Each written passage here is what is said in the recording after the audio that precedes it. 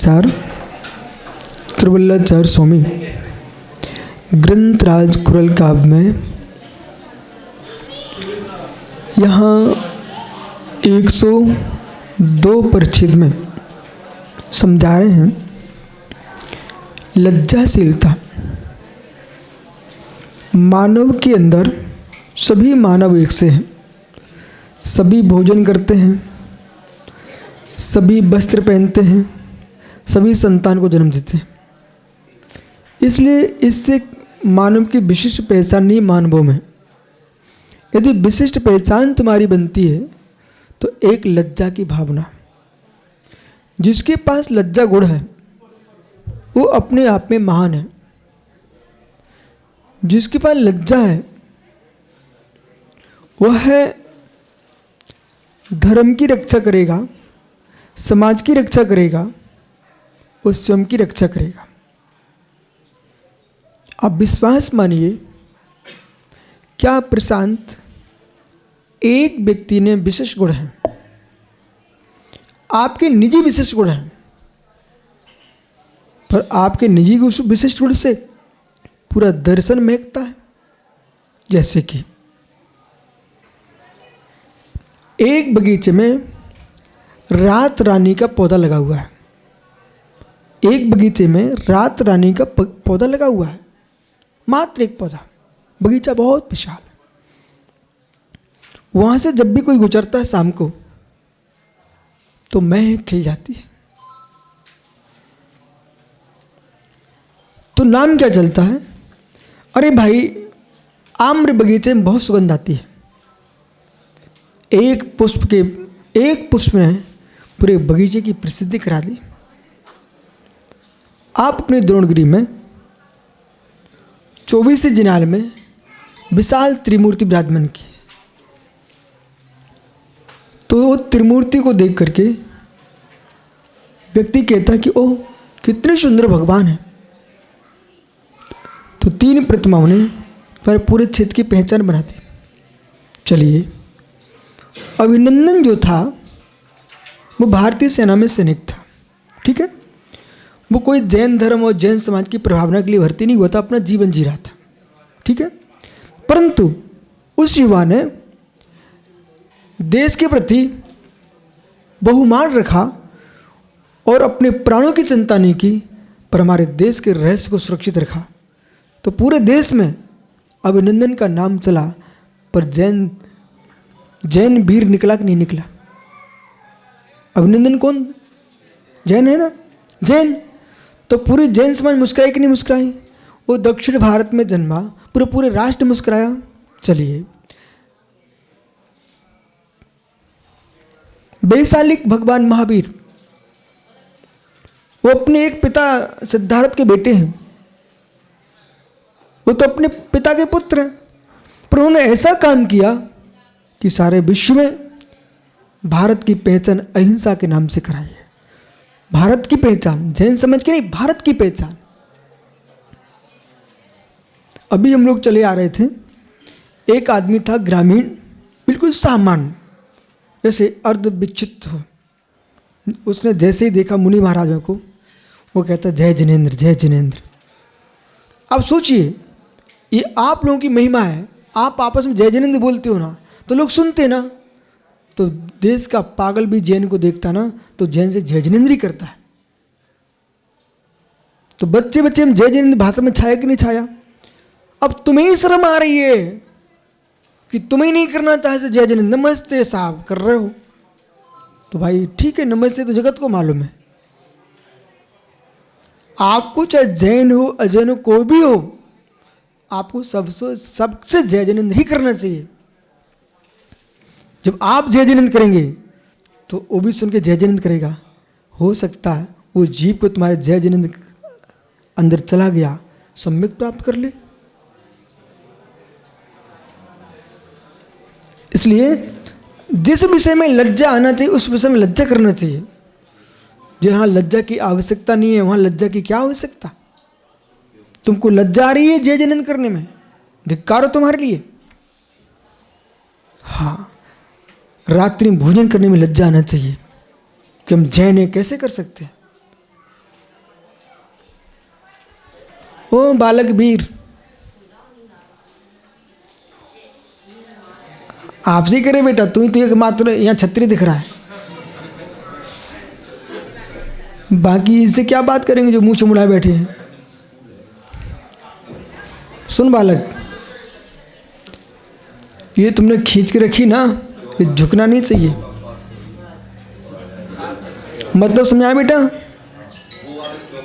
मतलब समझाया बेटा, ये मात्र मूछें झुक तुमने खींच के रखी ना, तो ये तभी तक खींची रहेंगी जब तुम देश में सदाचारी बन के रहोगे, लज्जाशील बन के रहोगे, निर्लज्ज नहीं होगे, तो तुम्हारी मूछों की कीमत होगी बेटा। और चारित्रहीन है, उनकी मूछें कितनी ऊपर रहें पर लोक में ऊंचाई नहीं पाते। इसलिए अपने सदाचार से नीचे नहीं गिरना, मूछ बना के रखना है, मूछ बचा के रखना है, पूछ बचा के रखना है, तो सदाचार बचा के रखना पड़ेगा। बराबर। आइए, तो यहां क्या कह रहे हैं,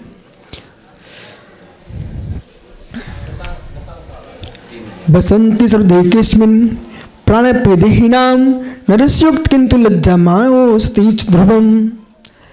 30वें श्लोक में कह रहे हैं, बसंती सर्वदेहेस्मिन् प्राणः, समस्त प्राणों का निवास स्थान शरीर है। समस्त प्राणियों के प्राण का स्थान संसार में क्या है, शरीर है। वर्तते प्राणदेव देहिनाम नरस्योक्त किंतु, परंतु नर की योग्यता कोई है, कीमत कोई है, तो क्या है, लज्जा। प्राणों का निवास स्थान शरीर है, प्राणों का निवास स्थान शरीर है। ऐसे शरीर को प्राप्त करने से क्या महत्व, शरीर पा करके, देह प्राप्त करके आपने लज्जा को प्राप्त किया है, तो आप जगत में योग्य हैं। लज्जा जिसके पास है, पात्रता है, योग्यता वास करती है। जिसके पास लज्जा है उसकी सारी योग्यता उसके पास है। जैसे कि जिस विद्या के तुम ज्ञाता हो, ठीक है ना, उस विद्या को अपने पास रखिए। बालक, क्या नाम बेटा? सार्थक भैया, तुम्हारी जेब में 1000 नोट है, ठीक है, माना कि आपकी जेब में 1000 नोट है, तो क्या आप चोर लुटेरों के मोहल्ले में ऐसे खोल खोल के दिखाओगे? नहीं दिखाओगे ना, ठीक। छुपा के रखियो, वहाँ से निकल रहे हो, पर आपको मालूम है कि नहीं कि मैं 1000पति हूँ, 1000 का स्वामी हूँ, उसका आनंद तुम्हें आ रहा कि नहीं आ रहा है? आवश्यकता है कि हमको सबको खोल खोल के दिखाएं, नहीं ना? पर हमको मालूम है मैं गरीब आदमी नहीं हूँ, मेरे पास 1000 का नोट है, ठीक है। इसी प्रकार से पीयूष विवेकी आदमी का कर्तव्य है कि उसके पास लाख गुण हैं। अपने लाख गुणों को अपने मुख से नहीं बोलना चाहिए, ये सबसे बड़ा अवगुण है। जो पुरुष, यदि तुमको अपनी प्रशंसा की बहुत भूख है, तो पीयूष एक आदमी साथ लेके चला करो वेतन पे, कि भाई तो तेरे लिए पैसा इसी के दिए जा रहे हैं, जहाँ भी मैं जाऊँ मेरी प्रशंसा करना। अब वो भी तुम लोभी आदमी हो, किसी को रखना भी नहीं चाह रहे हो, वो खड़े हो गए, अब तो भूख लगी है कि मेरी प्रशंसा कोई कर नहीं रहा है। अपने मुख से शुभ्र सागर से पूछना, एक सज्जन को हमने सागर में चातुर्मास में सम्मान के लिए, बहुत अच्छे विद्वान थे, पर वे मौन रहते ना, उनका बहुत बड़ा सम्मान था, पता ना आपको, समझ गए ना? पर उन्होंने क्या किया, बस अपनी प्रशंसा करना प्रारंभ किया, और प्रशंसा में इतना बोल दिए कि जितनी मेरी ऊंचाई है और जितना मेरा वजन है, उससे ज़्यादा तो वजन मेरे साहित्य का है। यही बात कोई दूसरा बोलता तो बहुत आनंद आता। इस बात को एक विद्वान ने जयपुर में भी आपसे कहा था कि मेरे वजन से ज़्यादा मेरे साहित्य का वजन है, भीलवाड़ा में ही बोला था। अब सुनना ध्यान से, कुछ ऐसे काम हैं जैसे कि चक्रेश की शादी का कार्ड स्वयं बांटने नहीं गए होंगे। यदि चक्र सच्चे पिता के पुत्र होंगे तो गए थे क्या कार्ड बांटने? नहीं जाता दूल्हा अपनी कार्ड बांटने। जब दूल्हा, अच्छा सुन ले भैया, चला मत जाना, दूल्हा अपने काट बांटने नहीं जाता है उस दिन, तो अरे भले 3 दिन का राजा बने पर 3 दिन तो कम से कम काम ना करे, जीवन तो कर रही है, दूल्हा राजा कहलाता है। जैसे दूल्हा राजा कहलाता है तो दूसरे से काम कराओगे तो तुम राजा भी दिखोगे और अच्छे भी लगोगे। अब चक्कर से बैठे घोड़ी पे, बीच में कोई आ गया, उतर के घोड़े हटावे गए, फिर जाके बैठ गए, इतने में से पूरी किरकिरी हो गई।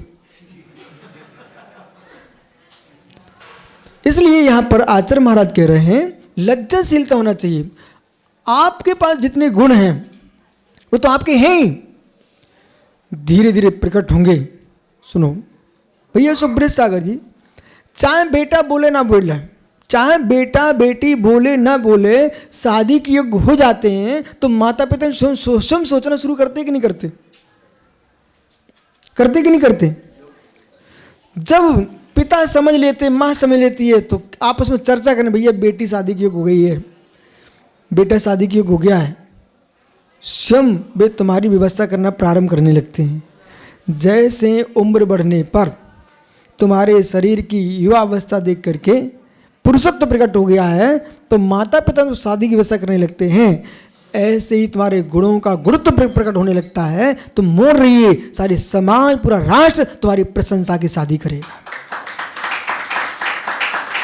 थोड़ा धैर्य रखो ना, धैर्य रखो ना। चाहे ये विषय चाहे मुड़राज हो चाहे श्राव, दोनों तरफ जा रहा है। जैसे बेटे के विवाह होने पर पिता शादी की सोचता है, क्यों भाई काला जी सोचने लगी नहीं? तो जब तुम स्वयं से अपने बेटे, ऐसे गुरु भी देखता है, अब हमारा शिष्य बड़ा हो गया है, उनको उपाध्याय बनाए, आचार्य बनाए, संघ बनाए, समझिए कि योग्यता देख के बनाएंगे। कुछ ऐसे ही बेटे हैं, उन्हें पता भी किसकी बिटिया को हम यहाँ सतवाएंगे, बेचारा बुद्धिहीन है, रुग्ण है, हिंसक है, तो उसके माता पिता कर्तव्य है किसी बेटी के साथ छल ना करें, अपने बेटे की व्यवस्था कर दो, वो जीवन ऐसे जिए। इसी प्रकार से कोई साधक अल्प बुद्धि है, मंद बुद्धि है, उन्हें तुम आचार्य बनाकर समाज पर वजन मत रखो, उन्हें बड़े पद दे करके समाज को आप पागल मत बनाओ। उनको तो अपने पास रख करके अथवा कोई योग्य साधु के साथ करके भाई तुम अपना जीवन जियो। ऊंचा पद पा करके अपनी हंसी कराना ये श्रेष्ठ नहीं है। श्रेष्ठ के साथ रह करके सेवा करना श्रेष्ठ है। नीति चल रही है बेटा, नीति पर तुम्हारा चेहरा कह रहा तुम सेवक नहीं बनना चाहिए, तुमको स्वामी बनना चाहिए, वीर बन के रहना चाहिए। अपनी योग्यता अपने पास है तब भी हम सेवा के काम में लगे हैं तो धिक्कार हो तुम्हारे लिए। जब मुझे अपनी योग्यताओं का बोध है प्रशांत, और तब भी तुम कहो कि मैं तो नौकरी करूंगा, क्यों करूंगा नौकरी? जिनको भाग्य पर भरोसा ना हो वे नौकरी करने जाए। जो इतना भाग्य का भरोसा रखते हैं कि मेरे पास लोग नौकरी करेंगे, हम उनको सेवा देंगे, तुम्हारा पुण्य प्रचंड है, तो नौकरी करके लाखों की सेवा मत छीनो, तुम स्वयं अधिकारी बनो, लाखों को तुम सेवा दो।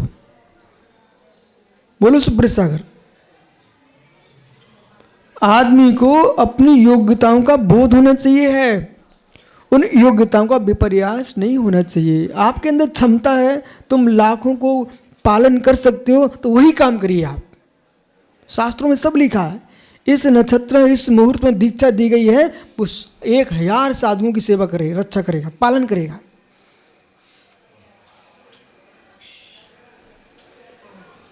और फिर पुण्य नहीं है ना तो कोई भी नक्षत्र बने रहा है, नहीं तो मैं भी नक्षत्र बोले भाई कौन से नक्षत्र दीक्षा हुई थी, ठीक है ना, हमने सबको अच्छे नक्षत्रों में दीक्षा दी है,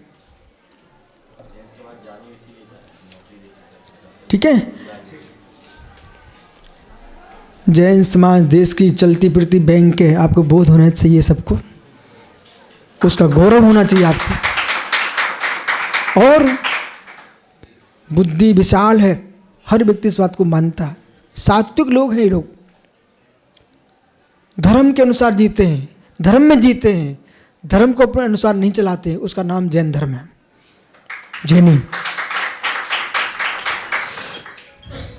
पात्रता योग्यता भास करती है। आहा, सारी योग्यताएं, बालक सुनाओ कुछ, सारी योग्यताएं होने पर भी लज्जा नहीं जानी चाहिए।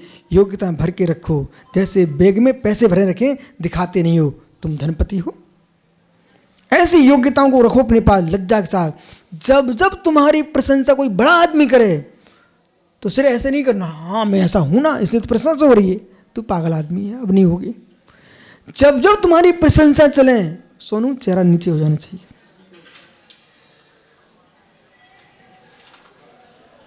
बड़े लोग मेरी प्रशंसा कर रहे हैं, मैं किस लायक हूं, सिर झुक जाना चाहिए।